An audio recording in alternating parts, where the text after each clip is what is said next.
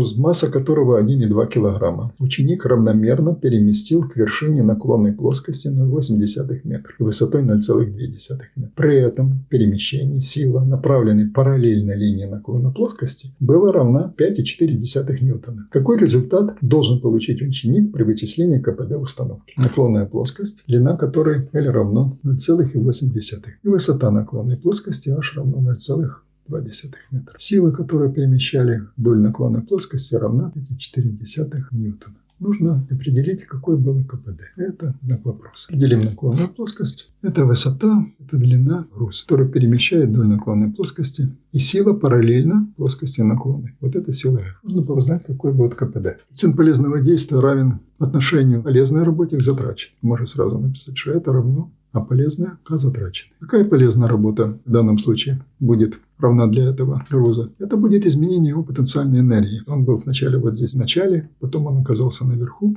И так его подняли на высоту H. Итак, а полезное можно записать. Равно масса груза. Так, еще не написали здесь массу груза, забыли. Масса равна 1,2 кг. Итак, а полезное будет равна чему? Масса груза на G и на высоту равно изменению его потенциальной энергии. МЖ. H. Сначала было вот здесь оно находилось, стало здесь, значит, изменилась потенциальная энергия МЖH. Это полезная работа, которая выполнена для этого. Какая здесь затраченная работа? Затраченная работа будет выглядеть воздействие этой силы в течение всей длины наклонной плоскости. А затраченной можно написать равно F умножить на L. Здесь указано о том, что эта сила действует параллельно наклонной плоскости, поэтому никаких тут разложений не нужно делать. Так, это будет равно А полезное к затраченному подставляем значение МЖ умножить на H и разделить на F умноженный на L. Ну, давайте подставлять. Все значения здесь известны. Итак, 1,2 килограмма умножить на G на 9,8 метров за секунду в квадрате, умножить на высоту на 0,2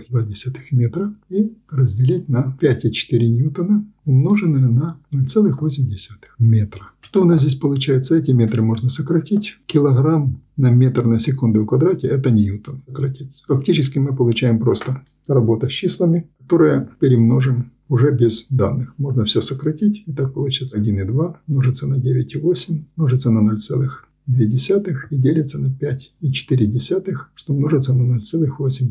Это будет равно приблизительно 0,54.